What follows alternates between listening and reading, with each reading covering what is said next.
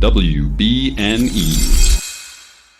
Hello, and welcome to episode 183, all about the Lord of the Rings appendices, Appendix A, being the 183rd part of That's What I'm Tolkien About.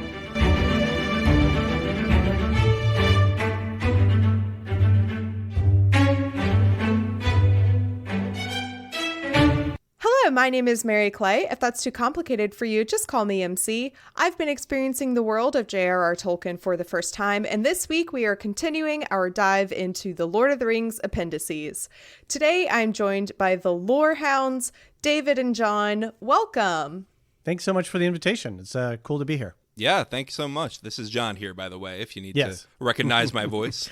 David here, yes. That's a really, I've never thought to do that as the podcast host, to say, like, can you each say your name so listeners know who you are?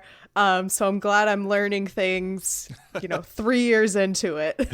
We're all learning. Why don't you tell me and the listeners a little bit about your histories with Tolkien / Lord of the Rings, whichever you came to first. Was it the movies? Was it the books? How did you get into it? Yeah, I have been watching The Lord of the Rings. I did the movies first. They came out when I was in elementary school, so I think I went to a birthday party at the movie theater for The Return of the King, so I saw The Return of the King. Oh, that was cold. A good birthday party. Yeah. I didn't understand any of it because that was the first thing I saw was The Return of the King.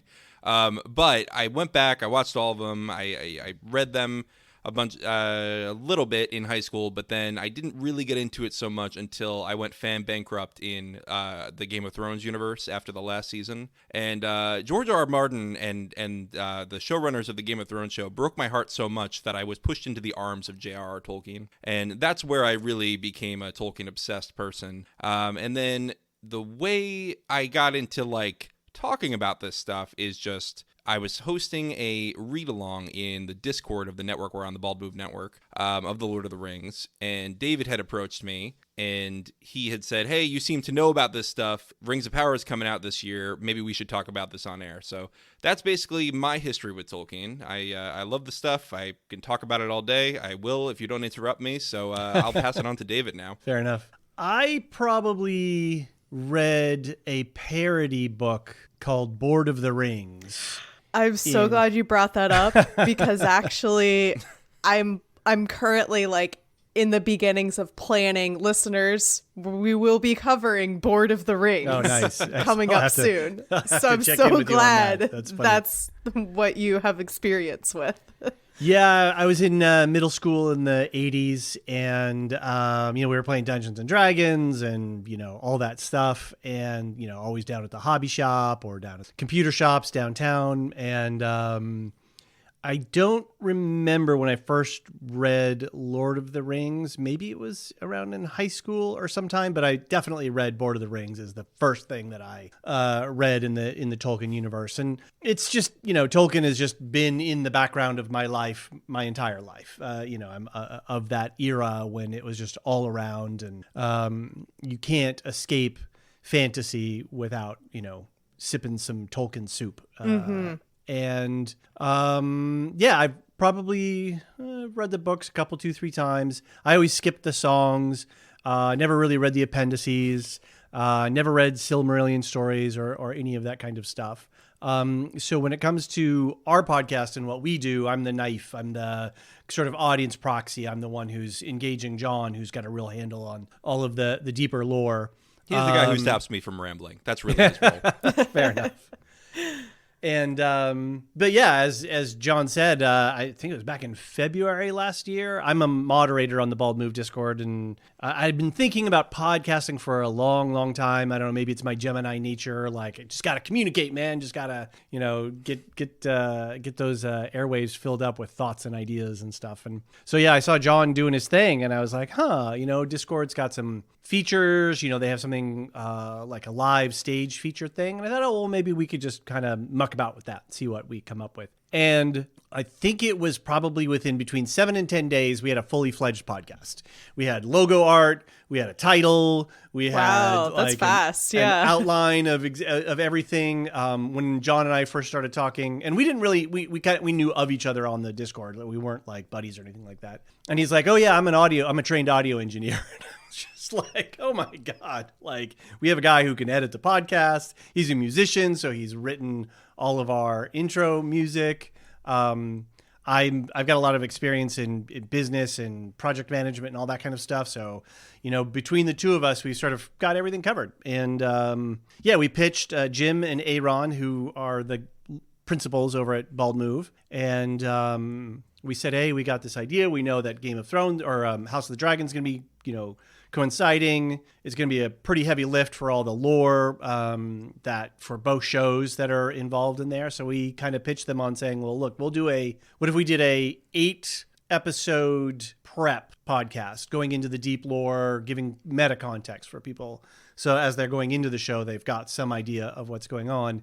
And then during the season, we kind of had a companion podcast that was covering a lot of the lore stuff, and we'd cover some of the deeper feedback questions and things like that. And since that show went off the air, we had such a great time, and it was just such a successful partnership, like literally just lightning in a bottle. We said, hey, well, let's keep going. So we started covering Andor. We covered White Lotus. We just are wrapping up Kaleidoscope. We're about to start The Last of Us tonight. We have a Patreon. We put some exclusive content out on there, something that we call Second Breakfast, which is kind of a parody of our parent podcast. They have something called Lunch. And that's where we talk about life and, things that we're not professionally podcasting. We're doing Silmarillion stories. We're doing a slow read of that. We've got an occasional podcast with another buddy of mine called MC Universe. We're doing meta context on MCU. We're covering a bunch of Star Wars stuff. So yeah, we're just doing the whole pop culture TV show podcasting thing, I guess, if you could say. John, did I miss anything? I think you got it covered, man. I mean, okay. that was a whole lot. The Lorehounds.com. That's where it all is, if you really want it. Yeah, definitely. All of that will be linked in the episode description, by the way, listeners. Lots of wonderful nerdy content of things that, like, I have been asked, oh, after Tolkien, will you do XYZ? And most of the time I'm like, no, I won't do those things. So it sounds like Lorehounds, go check them out if you do want that content. It will not be coming from me though. All right, let's dive into Appendix A. Previously, I left off with the heirs of Isildur, and who was his dad? Elendil. God, you guys are gonna. This is what I'm like. No. The whole episode. Don't worry about it. I know all the names. I got so much hate it just depends on like what name comes out of my mouth sometimes, like we got lots of trouble for mispronouncing Galadriel and I don't care about pronunciations Oh anymore. boy, yeah, there's people out there who will just give you a lot of their opinions based on how you pronounce things. So. Check our iTunes reviews. Yeah. You'll see. Yeah. Well, I mean, before I started the podcast, I had only seen Galadriel written, and I thought it was Galadriel until like I started talking to people, and they're all saying Galadriel, and I was like, oh, you know what? That does sound a lot better than Galadriel, which just sounds like a antibiotic or something. From Pfizer. From Pfizer. Yeah, Galadriel. Get your Galadriel booster today. I can see the commercials on CNN right now with some like cheesy hip music and some people living their best lives because of Galadriel. There's a bunch of memes online, which is like, is it a Tolkien name or is it an antidepressant? Yes, I have played that quiz, and it's awesome. Very funny. Highly recommend doing that if you're ever bored. So we're doing just 2 sections in the in Appendix A, kind of finishing up the Gondor storyline. We heard all about the history of Gondor last week and the week before with the heirs of Isildur and Anarion, that guy. And now we're going to hear about it's so funny. It says, here follows a part of the tale of Aragorn and Arwen. So that implies more of the tale is out there somewhere. And we'll also be reading the House of Eorl. That's a terrible word to say. Eorl. And then you get Eorlingus. You gotta expand it. Eorlingus, I can say, but Eorl is a You know, my proudest Tolkien pronunciation moment was when I finally got to saying Nirnaeth Arnoediad, and that was I don't think I can. I don't think I've attempted it. But there's still some that trip me up. I still got yelled at for my Galadriel pronunciation. So I think it's just random. You just flip a coin if you're going to pronounce it right or not. Yes, yeah. It was a big day for me when I finally learned how to say Ainolindale. Yes. Oh yeah, Because that's a good one. I opened the Silmarillion and like the first word, it was like nonsense to me. Tolkien goes no warm up. Just hop right in. Ainolindale. And then you see, if you've ever done any Spanish, the end of that word is dale. So you want to say like dale, like Pitbull, Mr. Worldwide. And so you're like, I dale, like, anyway, we know how to say Aragorn and Arwen. Thank God. Yep. So, we are now down to, we're picking up with the line of Isildur, and we're at Eredor, who is Aragorn's grandfather. And his son, Arathorn, finds this girl and is really in love with her. She is not yet really of marrying age, and Arathorn is kind of a fully grown man, so it does kind of bring into some, I don't know if either of you guys are on TikTok, but there's a trend where when there are some questionable ages in relationship, the NCIS theme will play. So it's kind of like, okay, well, I guess it was different there. But I'm assuming they're both in love, and Eredor is not really into this marriage. He's like, she's so young. And I also believe that you, my son, are going to be short-lived. And his wife says, foresees, she said, if these two wed now, hope may be born for our people. But if they delay, it will not come while this age lasts. So they're married, and they have who else but Aragorn? Aragorn, son of Arathorn, of course. And almost like immediately, Arathorn is killed. Mm-hmm. And dies. And it calls into question what I've pointed out in previous episodes, where I'm like, if the sons of Isildur knew that like they have to carry on this reign, and so you'd think they'd like stay out of trouble or settle down long enough until like their sons were more were a little bit older. But Aragorn is 2 years old when Arathorn goes off to battle somewhere, and riding against the orcs is how he died. Ooh, an orc, sorry, it just occurred to me, like I didn't take it in until now. An orc arrow that pierced his eye. Delightful. Yikes. Wow, very that's specific. Fun. Yeah. They all do die super early. I mean, it's super interesting. I heard you say on the last podcast, I listened to your previous Appendix A podcast, and like, why are these women continuing to marry? This line. Yeah, that's the other. I'm like, where are they meet? So we do have some context that Gilraen is Aragorn's mother, is also descended somewhere from along the line of Isildur. She is of the Dunedain. So I guess that's how they're finding them, is they're just kind of within the family, distantly. But yeah, I'm like, what? why? How is this happening for so many generations continuing on? That's just the Tolkien way. You just got to go find somebody you're kind of related to, and do the whole touring thing. Just get going.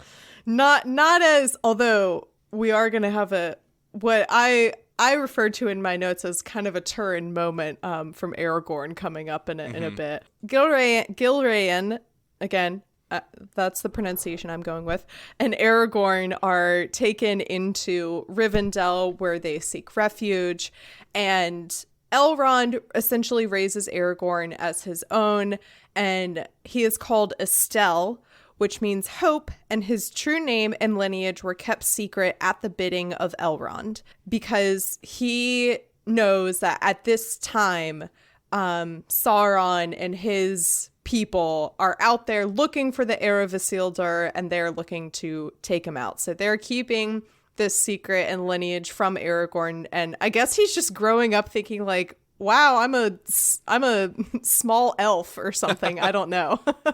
Like I'm a weird looking elf, I guess. I wanted to just jump back really quickly before we talk about yes, please. Yeah, I could see you sending some stuff in the chat. Yeah, elves and stuff like that. When we were doing our stuff, I came across this whole world of fandom movies on YouTube where people can make these films, and because they're not making any money off them, they're not monetizing them. They're in the fair use, sort of realm, and the estate can't, ask them to stop. And there's one particular film called Born of Hope, which is actually about Aragorn's parents.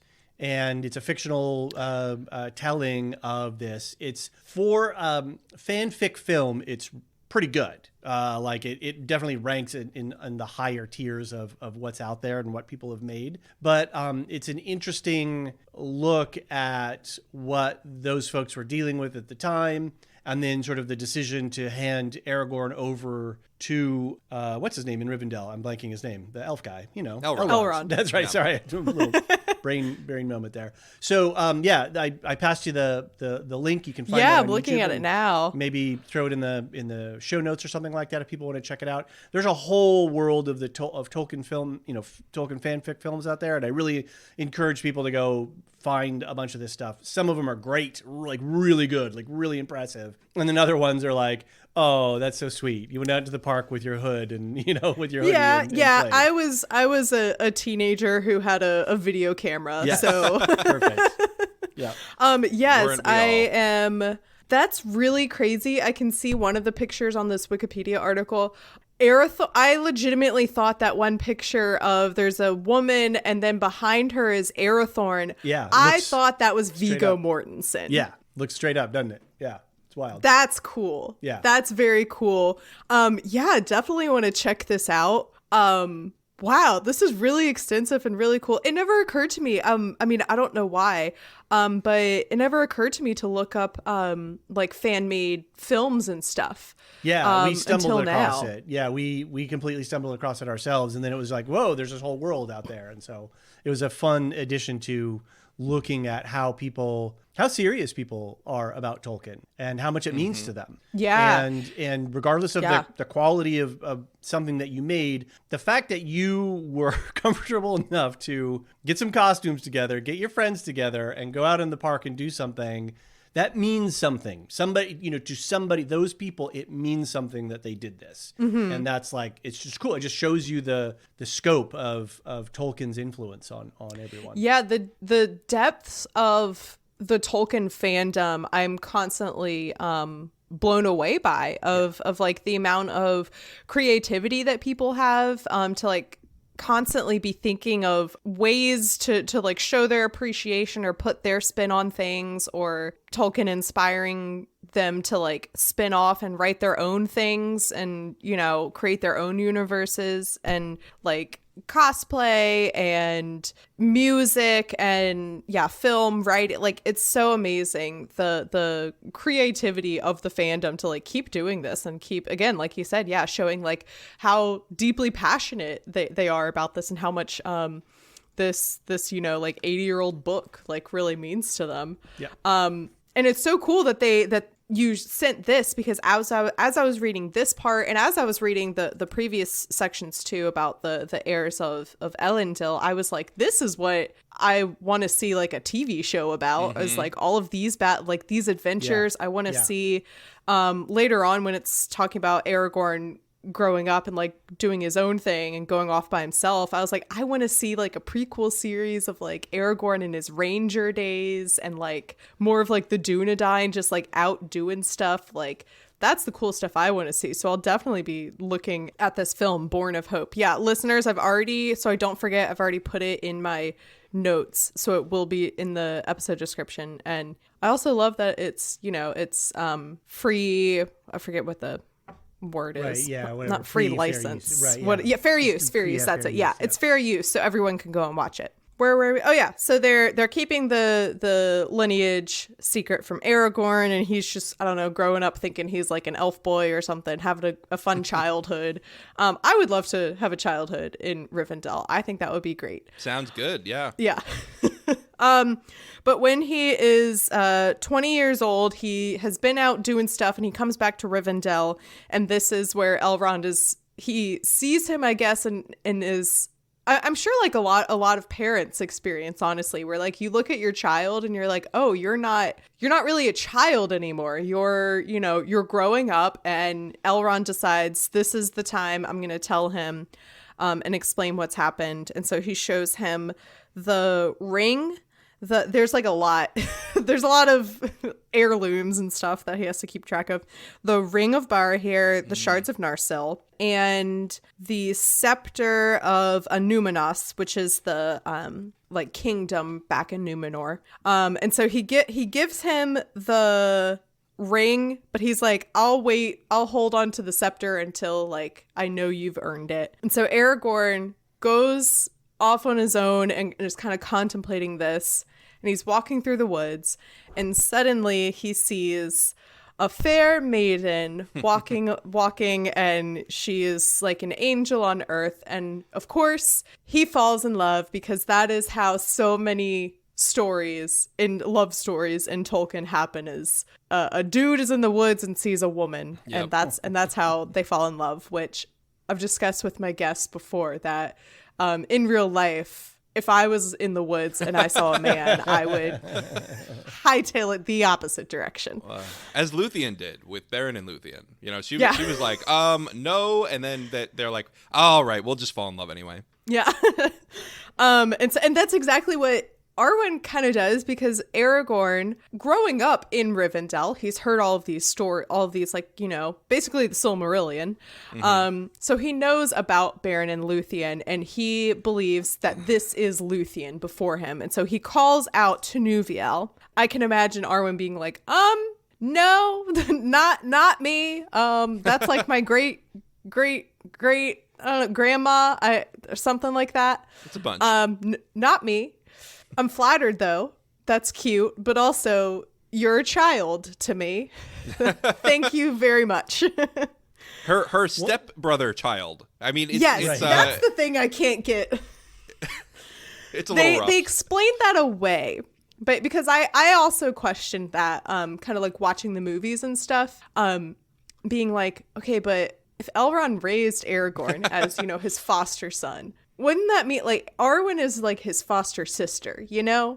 So like, wouldn't you be a little bit perturbed about that situation? But they explain this away by saying that Arwen has been in Lothlorien with, which is where her mother's kin are, because this is where my lineage is. You can see my brain working. Galadriel's daughter is Arwen's mother. Mm-hmm.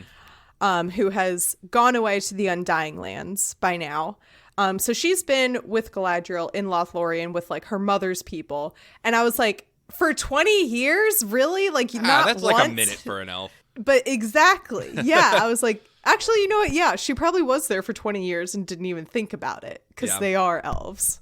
Yeah. Yeah, it's a little weird, but then you're like, well, elves are weird, so I guess I'll just roll with it.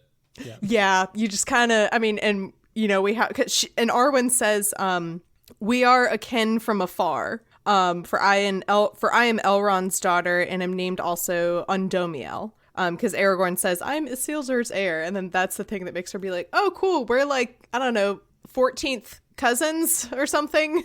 I don't know. It's probably more than that. I mean, it's a lot of lines from Elros to Aragorn. So.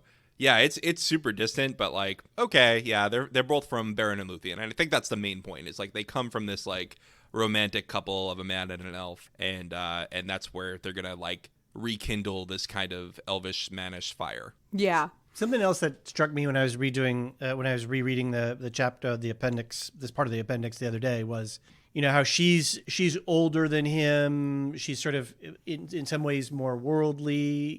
He's just sort of this young sprout of a man. And if you look at Tolkien's life, Edith, his wife, she was a few years older than him.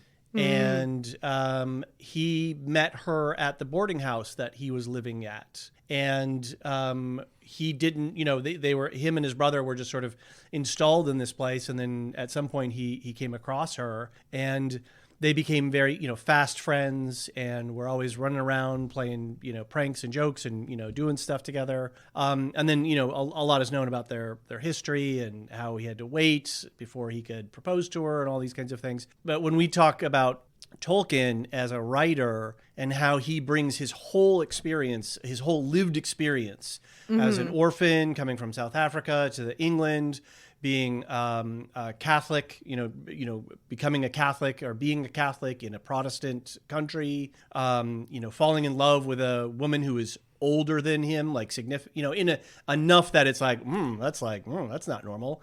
All of these things, and his wartime experience, et cetera, et cetera. He brings all of that into the stories that he has here. And I couldn't help but reading this passage about Arwen and Aragorn, and just that was just echoing in my head, this love story between these two people who just sort of stumble across each other, and then, how they're they need to be apart for a while before they're allowed to wed, and all of these kinds of things. And then he dies before her.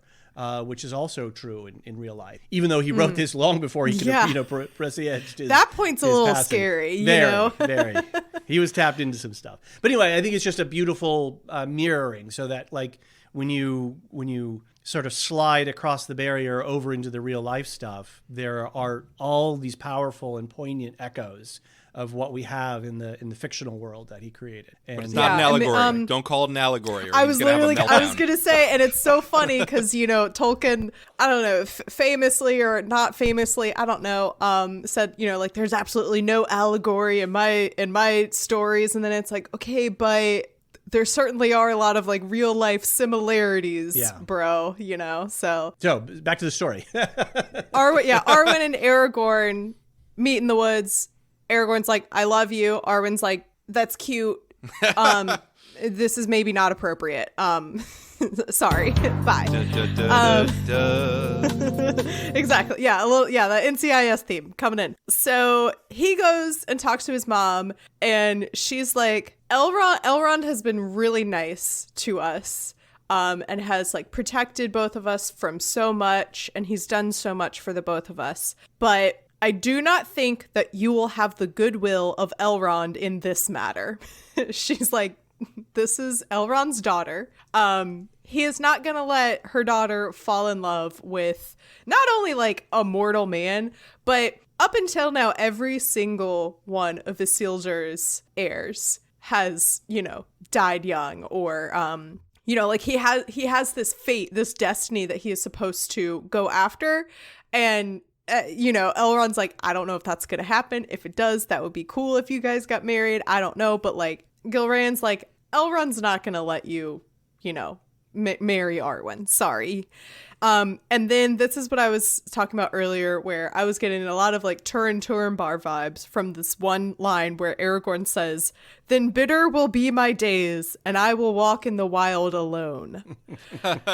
Yeah. Which just like when I was reading Turin-Turambar, a lot of it I was like, I think you're putting this on yourself. Yeah. I think you're doing this to yourself, bro. Like, okay. It's very sullen boy, kind of thing. Like, I don't have the tools. Well, he is only 20. He's only 20. He's young. I don't have the tools to manage my interior emotional life, so I'll just be sullen and brooding. And so he's like, I can't have this beautiful elf. Mm-hmm. I'm going to go be sad and alone for the rest of my days. Right. So that's exactly what he does. He goes off into the woods and does like his ranger stuff, And before he leaves, he does have a conversation with Elrond, and Elrond knows, and he's like, has my mom talked to you? Like, have you guys spoken about this? And he's like, no, I can tell. Yeah. Because you're looking at her like a lovesick puppy. He's got like pictures of her in his locker in the Rivendell locker room. It's like, I found your notebook. It says Mr. Arwen Undomiel. Like, yeah. I would say it says Arwen and Aragorn forever. Yeah. Carved into a tree in the woods. Yeah. And so he says, this is where he has this conversation that we saw a lot of in the Lord of the Rings movies, that I was always wondering about. I was like, where did this plot line come from? This is so, I also didn't also just as a woman, I didn't appreciate it because it's a lot of two men talking about what Arwen, a fully, competent woman, is going to do. And it's like, why don't we ask her? What does she want to do? How about she makes her own choices? Liz Tyler didn't sign on to this movie to be disregarded like this. So, Elrond basically says, she is going to come with me and the rest of her kin into the Undying Lands when that time comes. And yes, it is her choice to decide whether to leave or stay, but you better not give her a reason to want to choose between staying and leaving. And Aragorn's like, okay, got the message. I will leave. John, bye. I'm trying to remember from our previous conversations with Father Morgan, the priest who raised Tolkien. Mm-hmm. What was because Tolkien was pursuing Edith, yes. And then there was he forbade her, and then there was, I forget what the back and forth was. Yeah, I remember it was something because he was Catholic and she was not Catholic. Yeah. I remember something. She about ultimately that, converted, but yeah. But then he forbade. What happened? He said that he couldn't speak to her until he was 21, I believe. Right. And if he did that a day earlier, then Father Francis Morgan was going to cut off his college fund, and that was actually Father Francis Morgan's money. He was bankrolling the Tolkiens because he happened to be wealthy. I mean, Marilyn has talked about it has to do with his order of priesthood. I don't know. It's complicated. But anyway, he just forbade him from seeing Edith. And so, yeah, I guess this is kind of similar. I will say with this, it's I guess that I kind of see where Elrond's coming from a little bit. It's not just you can't have my daughter. It's a little more okay, either she goes with me and her brothers and her mother and lives happily ever after in paradise, or she goes to some far off place we don't even know about just because she wants to have a fling with you. Yeah, and she'll be heartbroken forever because she's going to experience the doom of man. Yes. Right. Yeah, that doom of man. Yeah. Mm-hmm. Aragorn goes off.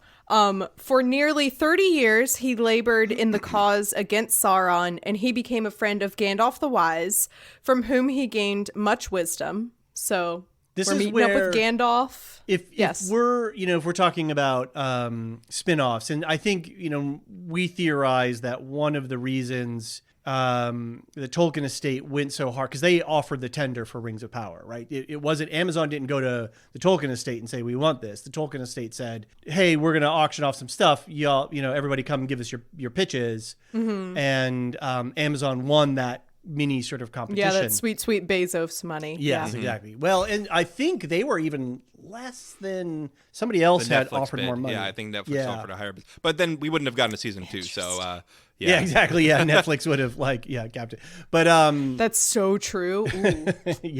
Yeah. They were trying to get ahead of the New Line people doing it because Embracer Group was buying that soon. I don't know how much the Tolkien estate knew at that point, but over the summer, the Embracer Group, which is mostly a video game and tabletop game company, Swedish bought company, the rights to the films, and they were saying we want to do a bunch of spin-offs. We want to make the Tolkien cinematic universe, and you're gonna have a great time with an Aragorn solo film. The jury is out on if that will be good or not, but right.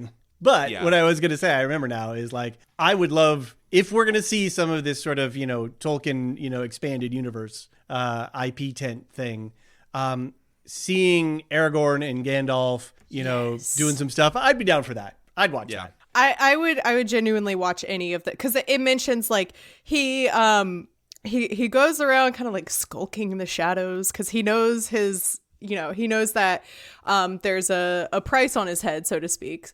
So he goes and he rides in the host of the Rohirrim and fought for the Lord of Gondor. So we know this is when he's, what's his name? Thorongil. Mm-hmm. He's just out doing quests left and right. Really, it really would make for a good video game. It would. Just lots of quests that kind of automatically lead into the other. Anyway.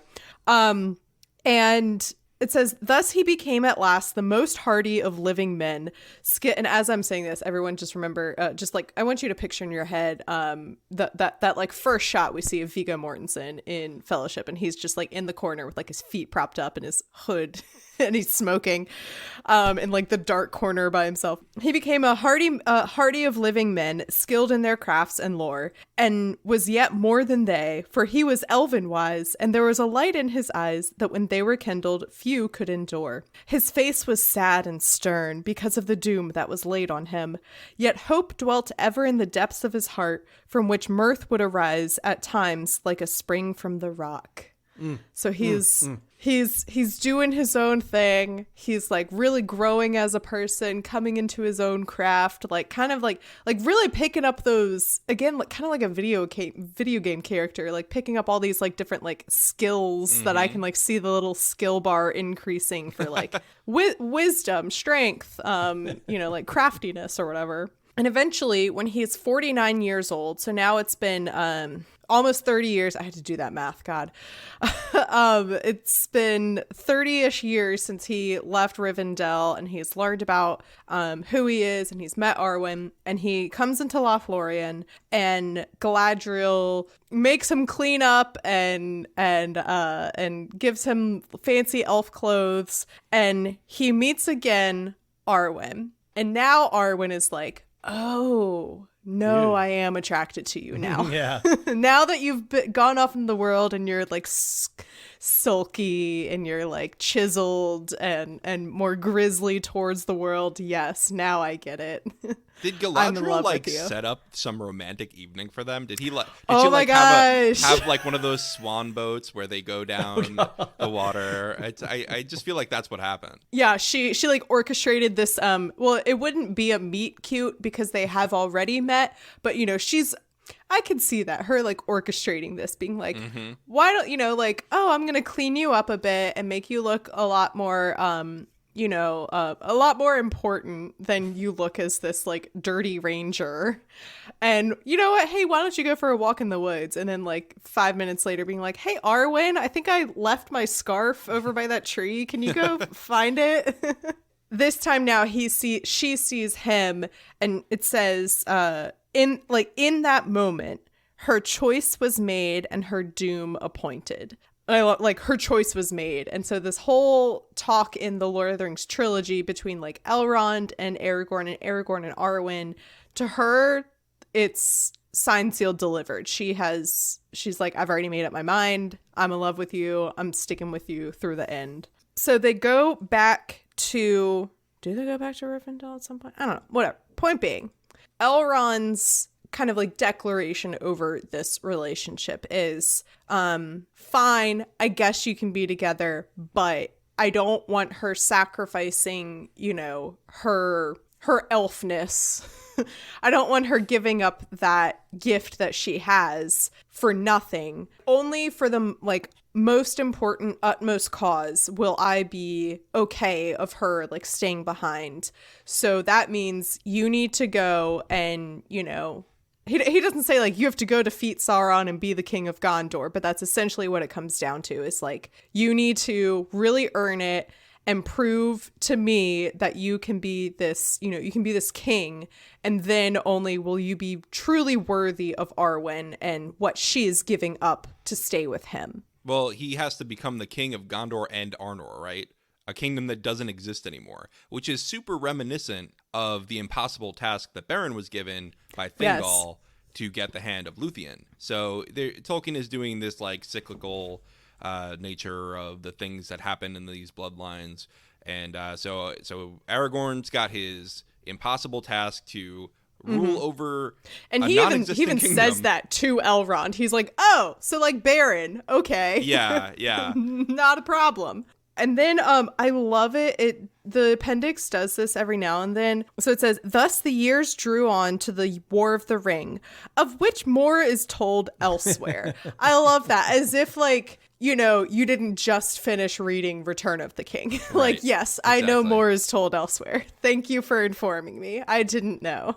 Yeah, it's kind of like how in the Silmarillion he does the Lord of the Rings in like 2 lines. He's like, and then there was a hobbit and he destroyed the ring and it was fine. Yeah, that's it. Yeah. And so, yeah, the ring is destroyed. Yay. In the midst of all of this, the like celebration of the destruction of the ring, Arwen and Aragorn are married finally. And this is like the very sad parting now that Elrond was so afraid of before. This was very hard for them, that They basically all left, and Arwen is now essentially, she is a mortal woman. But everyone loves, I would love Arwen and Aragorn as like my king and queen too. So that makes sense that like they're very well loved in Gondor. And Aragorn has a very like long, successful reign, but eventually I don't know why in my head I'm like, yeah, Aragorn's gonna live forever. It doesn't matter. He eventually like is on his deathbed. He passes on the crown to his son. I want to say like Eldarion. Yes. Wow. I plucked that out of my, I don't know where that was in my brain, but nice. I was correct. So he passes the crown on to his son. Also, we find out that they did have two daughters. They don't matter, apparently, because they're not named. You wanted female characters in Tolkien? I mean, come on. I know. But it wasn't until reading this that I knew that like he had a son. It wasn't until now that I learned that they also had other children. They had two daughters. They, share their parting words. And then as he dies, Arwen's saying, I understand now what all that drama that happened with the Númenóreans was about. She's like, I get it now. Death is bad and it's terrible to experience from, especially like as the person being left behind. Yeah. That's always the hardest part about death is the people that are left behind to deal with it and to deal with, your absence. I just think it's funny that it's like only right now does an elf really understand like, oh, you know what? Maybe the Númenóreans did have a point. This is kind of an awful thing to experience. Maybe this isn't the gift that what's his name? Eru yep. made it out to be. We call him Eru Arugula because it just came out one day. I'll say this in defense of the gift of death. Mm-hmm. We've talked about on our podcast how elves have this serial longevity. They're not immortal. They have a lifespan that is equal to the life of the world. So their life ends at some point, whereas like their being ends at some point. Mm-hmm. Whereas mortal men, go and are one with Eru in whatever place that Eru has prepared for them, and they are there forever. Like that is, whatever it is, which seems to be a positive connotation, is there forever. So Aragorn and Arwen are going to have a longer presence together than Arwen would have ever had with her family, if you look at it that way. So I don't know. We see the end of it as sad, but if you look at it from Tolkien's view, Tolkien the Catholic, the gift of men is positive.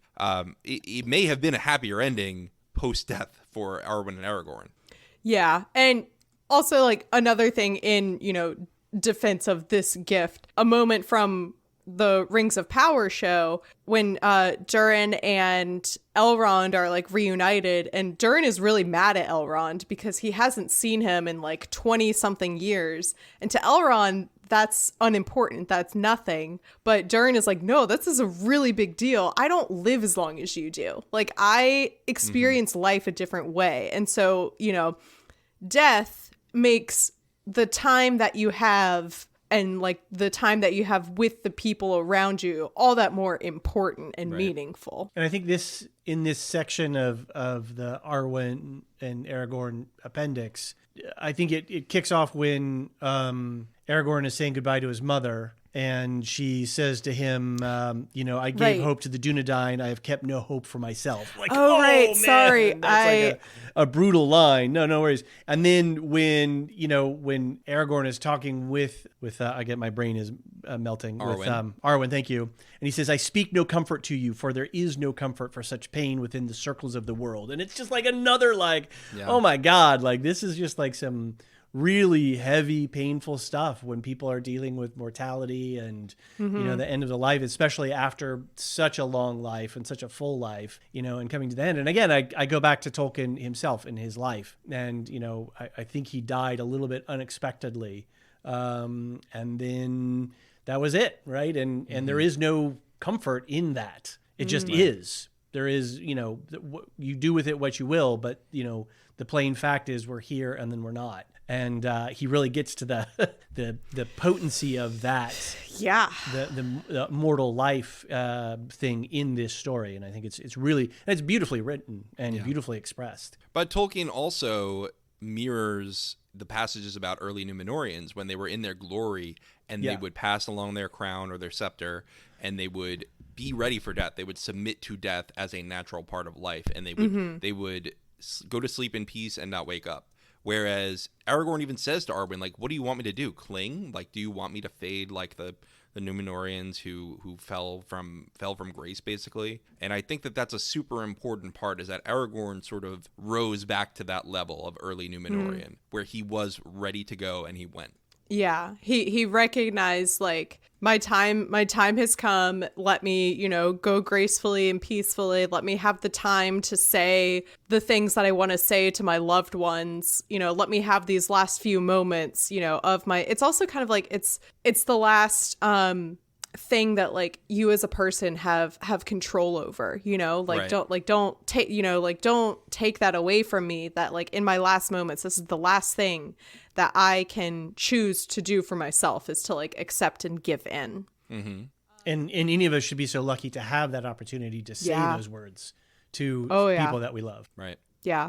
So he dies. Everyone's upset, obviously. It says that as he's, like, I'm imagining Gondor has some kind of, like, almost like funeral procession or something where people can, like, come up and see the king or something. And it says that they saw the grace of his youth and the valor of his manhood and the wisdom and majesty of his age were blended together. And long there he lay, an image of the splendor of the kings of men, in glory undimmed before the breaking of the world. So when people are coming up to say goodbye, they're not seeing, like, at least this is how I'm picturing this. They're not seeing in their eyes, like, a crippled old man who's withered away. They're seeing, like, this very strong king and leader who, like, saved the world and, like, brought the kingdom back together, and completely changed things for the better. I'm not enough of a scholar to be able to pluck this reference, but I know that within Christendom, with funeral rites, there's sometimes there's stuff about the corruption of the world and the everlasting glory, and that you're going to heaven to be with God, and your body is going to become part of the world. And so all of this is just very Tolkien the Catholic happening here, like, where his beautiful spirit is in peace, and because he was more than a man, he was a Dunedain guy, and wisdom of the elves and all this kind of stuff. But it just all rings very, very religious to me, very deeply ceremonial. Mm-hmm. Arwen then goes away to Lorien, but everyone's left. It's kind of like only one of the things too, I think, that Aragorn says to her as he's dying is, like, why don't you take your chance and, like, go, leave this world and forget everything, put thoughts of us behind and go live the rest of your life peacefully. And she's like, everyone left. Like, there's no more boats to heaven. like that's kind of the point. That's kind of what my dad was talking about all those years ago. Yep. And so now she's really faced with that, and she's alone in Lorien, and she's, reminiscing about this meeting where they met the second time and fell in love and kind of, like, made their declaration to each other. And so she lays herself down upon, I'm assuming it's like a hill, and I guess this is just, like, something elves can do, that she just, like, chooses to die then. She's like, okay, I'm done. Mm-hmm. Bye. And so she lays down, and there is her green grave until the world is changed. And all the days of her lives are utterly forgotten by men that come after. Here ends this tale, as it has come to us from the south, and with the passing of Evenstar, no more is said in this book of the days of old. So that's, the end of the elves in Middle Earth, really. Mm-hmm. Theoretically, her children, Aragorn and Arwen's children are, like, half elven and have that elven. Well, then again, technically Elrond is half elven. And so, like, right. Going down the line, whatever. There's definitely some Avari, the unwilling elves, that didn't go, that like were like, we'll hang around here and just fade, and we're good with fading. But it's definitely the end of elven glory. That is the end of, like, the golden age of elves, which was kind of like the whole point of why Elrond and Galadriel and Celeborn all left, is they're they've recognized like the age of elves in Middle Earth is done. It's now the age of men, you know, like we're done. It's your turn now. Right. We've dealt with this land forever. Right. Bye. And part of that is they know the ring power is going to fade after. Yes. Yeah. Like either Sauron was going to win and they couldn't use the rings, or Sauron was going to lose and the rings would probably lose power. So they knew that they had to leave. That's why they had to prep. Yeah. So that's like the history of Gondor. All the way, you know, start going all the way back to when the Númenóreans show up in this land, all the way through the heirs and sons of Elendil, and taking us through the War of the Ring and to the characters that we are familiar with to their end in Gondor. So now let's reverse and go back in time and see what's happening in Rohan. I tried to like look at listeners, you know, my relationship with maps. It's not good. I hate anytime Tolkien talks about geography because it's so hard for me to picture and I need the map. And the problem is that the map in this book has like the lands and the geographical features that are named as they are in Lord of the Rings versus hundreds of years prior, where like territories are different and go by different names, and like by the time you get to Lord of the Rings, some things are just completely destroyed. Yep. So like looking at the map that's in my book was not helpful, but point being, what happens is, and we did hear some of this from like the Gondor perspective earlier, where these people in the land that is basically Rohan, they come to the aid of Gondor when they are having, I think it's the people from Umbar are coming up from the south, and then orcs are swarming them from the north. They're having this big battle. The Eorlingas come to their aid. It like Tolkien loved doing this with the Rohirrim. Says all hope was lost when, unlooked for, the riders came out of the north and broke upon the rear of the enemy. And that happens so many times of Rohan like coming unlooked for, you know. That's their move. That's like their signature move. Yeah.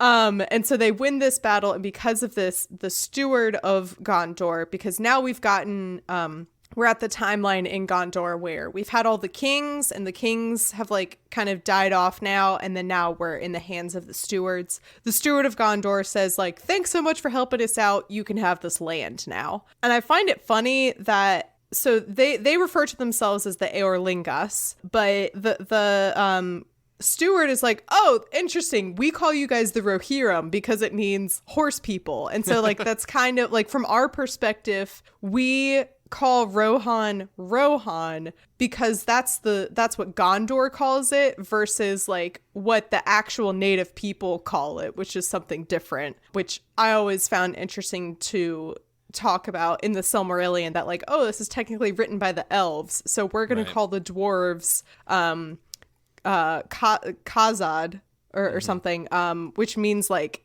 short people, instead of like the word that the dwarves call themselves, you know? Right. Well, the dwarves won't tell you their language anyway. That's the whole thing. They're very tight-lipped about it. Yeah. Anyway, that was like too much about the word Rohan. Anyway, Rohan is now a thing.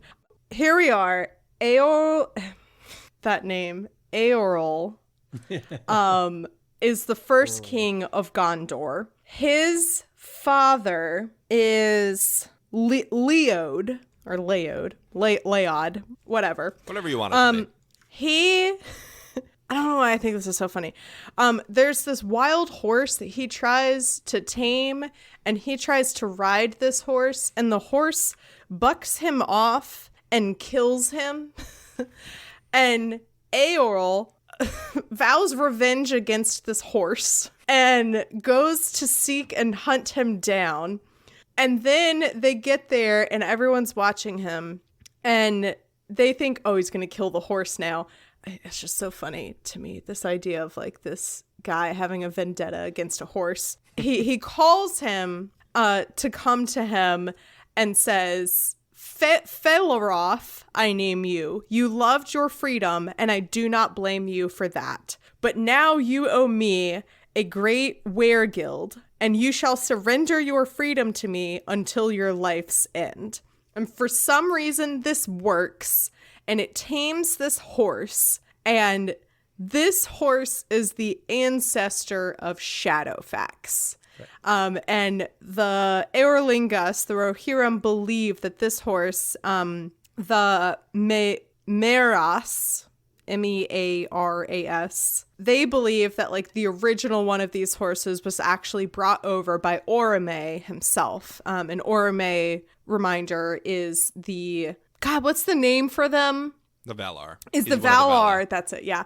Is like the hunter Valar. And he always like rode around on a horse. And so they believe that like he brought over one of his like special horses. And that's why this line of horses that eventually leads down to Shadowfax is so important. And it says they would bear no one but the king of the Mark or his sons until the time of Shadowfax. And just again, a reminder that Gandalf technically stole Shadowfax from Rohan.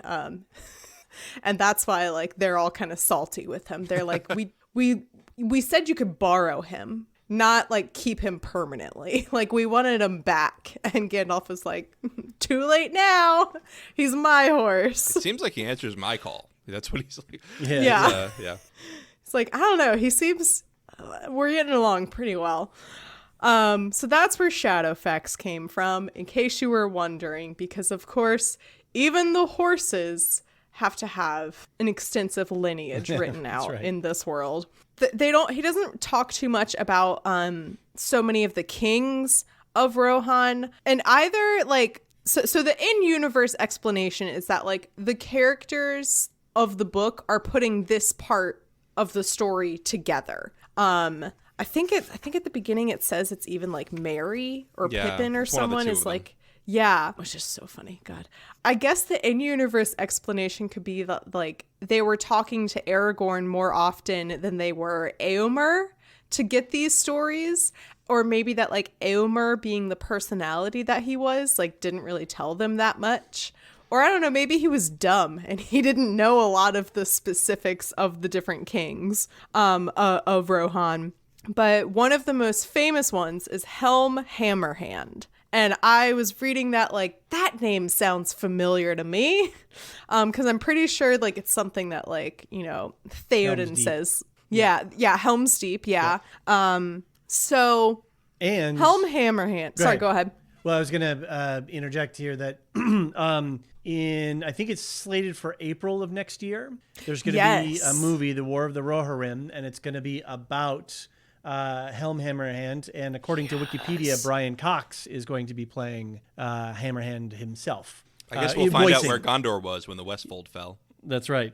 So I guess voicing, because it's going to be an animation. So reading this little section about Hammerhand, I was like, I get why we're going to have like a movie about this, like, because a lot of this is really, it's really like cool, dramatic, insane stuff. Yeah.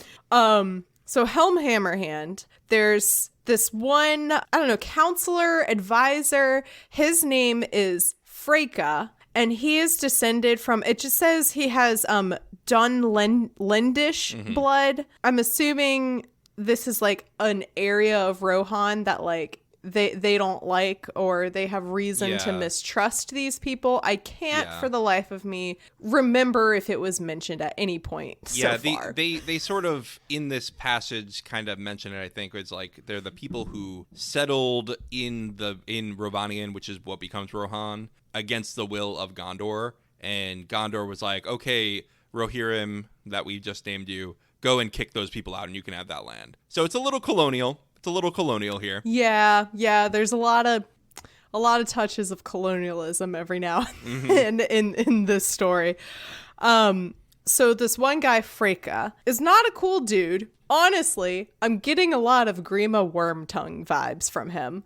And I wonder if Freka is one of Grima Wormtongue's ancestors. I would be very interested to find out, because it does say like, oh, he's dark haired, and so is Grima, and basically everyone else in Rohan is blonde, I guess. So one day they're having this meeting. It says, so Helm mistrusts him. He doesn't really listen to him, but he does still keep him I guess, around and lets him come to meetings, I guess, to, keep an eye on him. And one day Freyka says, I think that your son should marry my daughter. Reverse that. Your daughter should marry my son.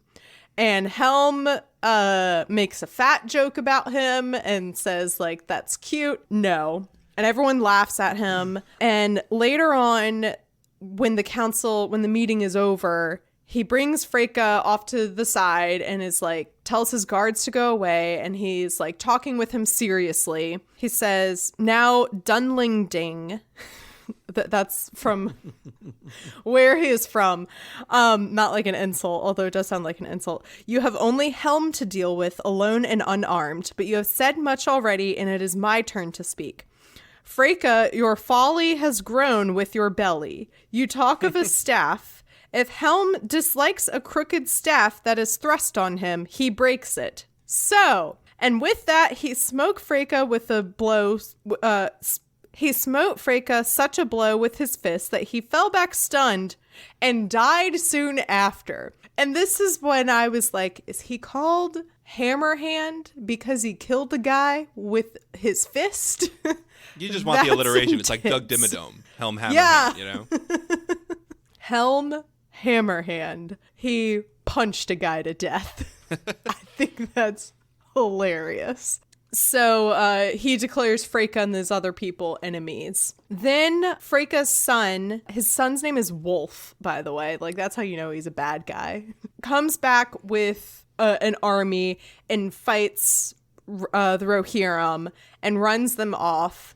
And they're forced to take refuge in the Hornburg, which was afterwards known as Helm's Deep. And I did not once think of that until it was mentioned now. Like, when I saw the name Helm Hammerhand, I never thought like, oh, Helm's Deep. I don't know why it didn't connect, but reading this now, I'm like, oh, it's named after him. Okay, I got it. So they have this siege going on through the winter. It's a really terrible winter.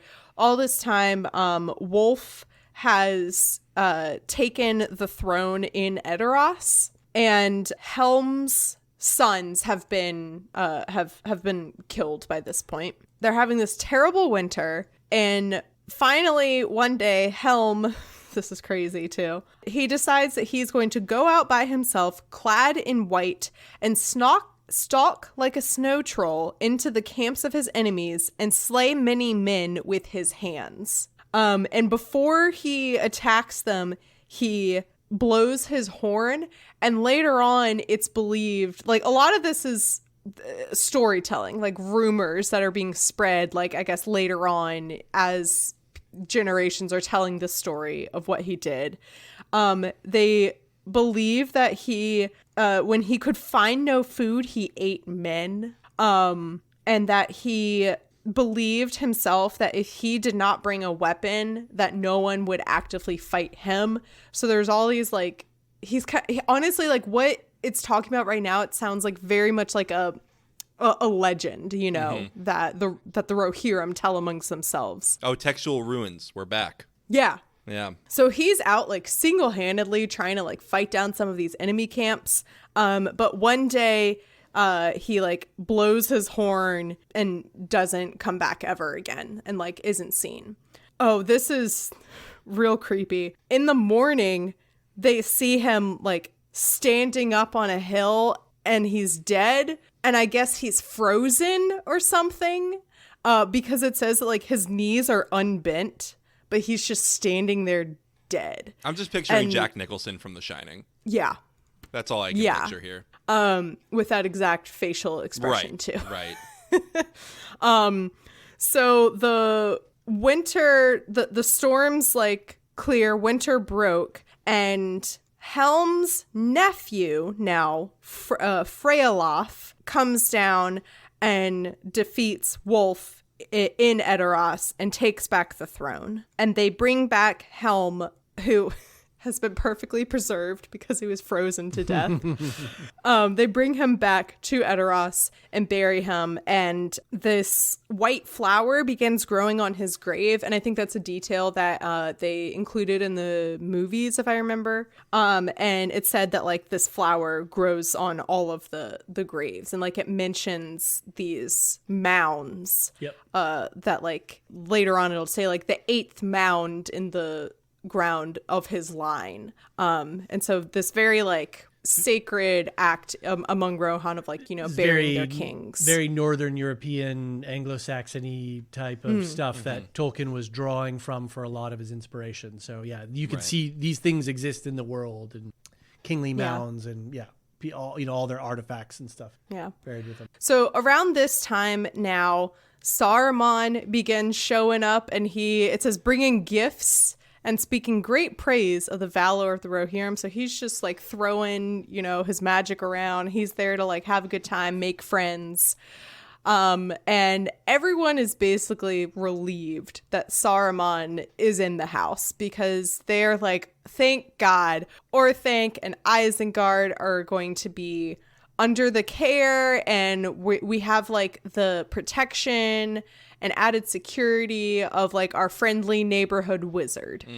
Awesome. And it says, a friend he long seemed, and maybe in the beginning he was one in truth. Though afterwards there was little doubt in men's mind that Saruman went to Isengard and hoped to find the stone still there, and with the purpose of building up a power of his own. And of course, we know that's exactly what happened. But I think it's interesting to learn this context of like, how did Saruman get there? Like, why was no one ever suspicious of what he was doing? And it's because they were very relieved to have a wizard nearby, because they were being, you know, they're constantly under siege and being attacked, both Rohan and Gondor. And so they're like, we know Saruman, we trust him. Maybe he can come to our aid sometimes.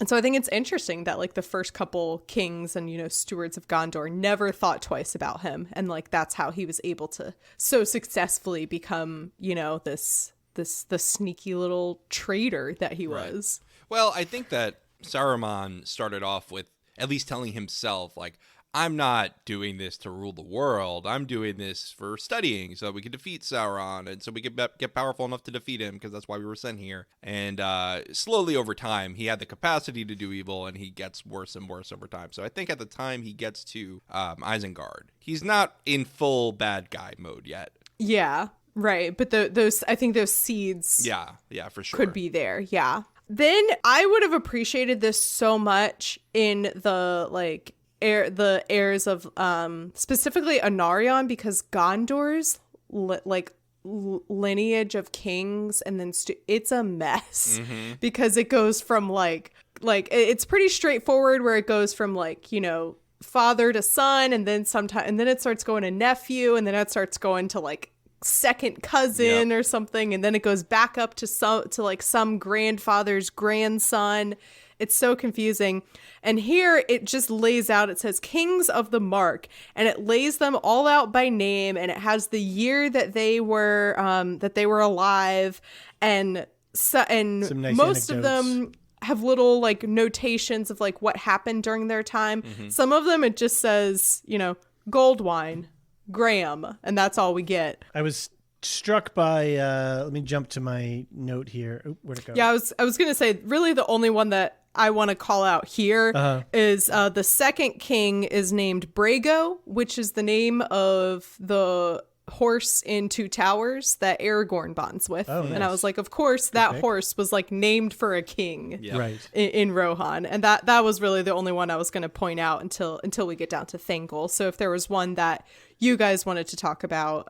There was a guy named Fram who slew the dragon Scatha. And I thought that was an interesting little anecdote, because we don't hear a lot about dragons, you know, they're, you know, in Tolkien. And then the other thing that which caught me was Folka, who slew a boar but died of the tusk wounds, and that was just like, oh, that's just straight up George R. R. Martin with Robert Baratheon. It was like, okay, dude, yeah, kings being gored by boars, probably pretty standard fantasy fare, but it was like, okay, it's right there, right? Like, that's exactly what happened to Baratheon. Bobby B. Yeah. I also think it's hilarious that he died that way because it says he vowed to chase no wild beast while there was orc left in Rohan, and like he still died Exactly. By like, a bear wound when he like specifically said, no, we're not going to hunt them. Right. And then like somehow along the way he changed his mind. So then we get down to Thengel, who is Theoden's father. Thengel actually is hanging out for a lot of his life in Gondor and that's where he meets his wife, Morwen. And again, kind of like NCIS theme coming in. She was 17 years the younger, it says. They have 3 children in Gondor. And then he is called back to Rohan when his father dies, and Thengel goes, it says unwillingly. He is, I guess, very happy in Gondor, but recognizes that he has this duty and goes back and takes the throne. And they have 2 more children there, daughters, the youngest of which is Theodwyn, and you'll see in a second why she is important. I thought it was really interesting too, that even though Thengel, like, he was kind of like a little bit of a reluctant king, he liked being in Gondor. People like really liked him. He was a really good king and, did a good job. And then of course Theoden becomes king and we kind of know what happens there. Yep.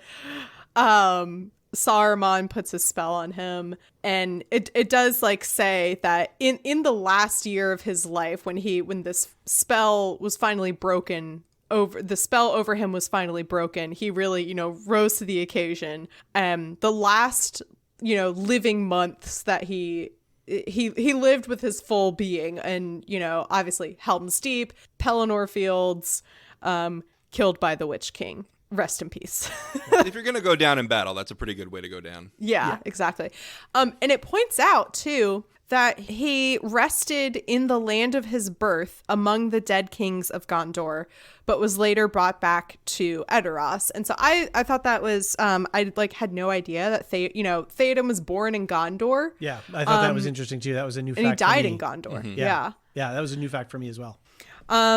Which is also a little bit funny too when I think the movies really played up Theoden's kind of like reluctance to accept help from Gondor and to give help to Gondor. I think they really kind of like exaggerated that. I don't remember it being that present of a theme in the book, but it is kind of funny watching the movie with this context of like, bro, like your mom was from Gondor, like you lived in Gondor for probably a good part of your childhood, like you were born there, maybe you should help him out a bit. Yep. So again, he had a younger sister named Theodwyn, and she married Eomund, who was a marshal of the Mark, and they go on to have a son named Eomer and a daughter named Eowyn. Eomund was very, I think it says like he was very like hot tempered or something. And he one day goes out to fight some orcs and dies. And shortly after that, Theodwyn is a very hard name to say, mm-hmm. especially when you know that Theoden is right there too. Yep.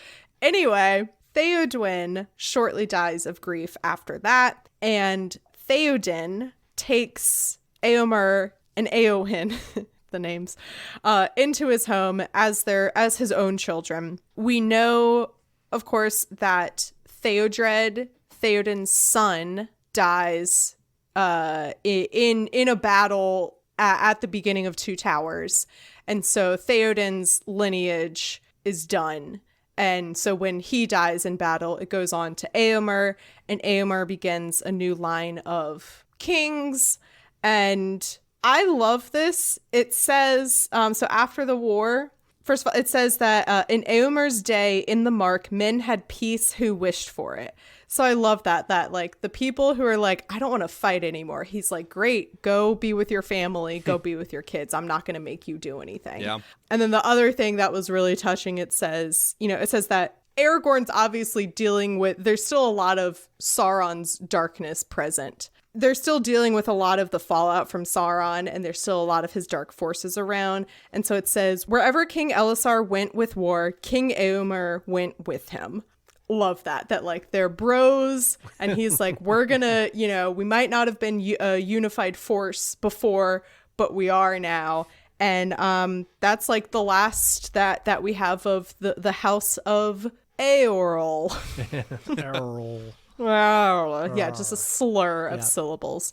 But before we wrap up, were there any other like points that you wanted to like, talk about real quick? Or something that we missed that you thought was cool and wanted to mention? No, I'm kind of glad that we got to read the Aragorn Arwen stuff, because there's just a lot of, having seen Rings of Power now and doing this podcasting stuff, I really appreciate the depth of that storyline now. And I'm kind of excited to go back to look at the films again to see how they played that.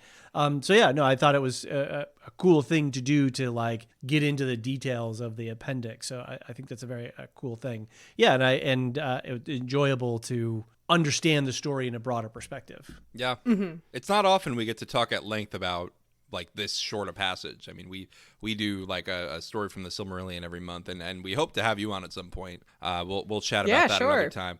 But yeah, no, it was really great reading. The Rohan stuff always breaks my brain a little bit, which is, it's funny because like I can hold the first and second age in my brain. The Rohan stuff is where it's like, all right, who's named what? It's confusing. Yeah. I thought it was really knowing that this movie is going to be coming out too. Yeah, very cool. I thought it was interesting to read the history of Rohan and be like, oh, okay, this is like what they're going to base the movie on. That could be very cool. Yeah. Right. Yeah. I also think it'll be really interesting because it's going to be anime. Yeah. Or in the in the artistic style of anime, I guess. Yeah. And I think that'll be really cool too, to see, an animation of Lord of the Rings, which to my knowledge, the only version of that exists is the VeggieTales parody Lord of the Beans. So I'll be interested to see the animated Hobbit. That's right. Oh my, I'm so dumb. Yes, I do. Again, generationally for me, I watched those live when they broadcast them. What did you think of Bakshi's Lord of the Rings? I didn't, of those, The Hobbit is the only one that really sticks with me. I didn't really enjoy Lord of the Rings, that one. The Hobbit, the animated Hobbit, is probably the only one that I would show to my kids. Yeah. I think that one's a great, wholesome kids movie. Yeah, it's great. The other ones, maybe not. Yeah. Yep. Well, thank you both for coming on. I know we once again, I keep thinking like, oh yeah, I've chopped down enough, like a short enough section to discuss in maybe an hour. And here we are going on almost 2 hours. So thank you for, we have the exact same problem. Yep.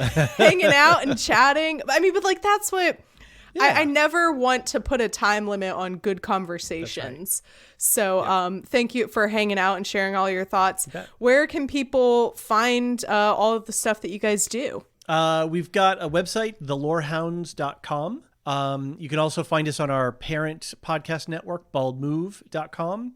And we're on Twitter, as long as it still seems to be functional, at the Lorehounds. And you can search for our podcast feeds on your podcast app of choice. Just, search for Lorehound. And we're going to be starting to cover The Last of Us. We'll have our first episode out Wednesday, whatever day from now, from when we're recording. So, yeah, we've got a lot planned. We've got some book stuff that's coming up.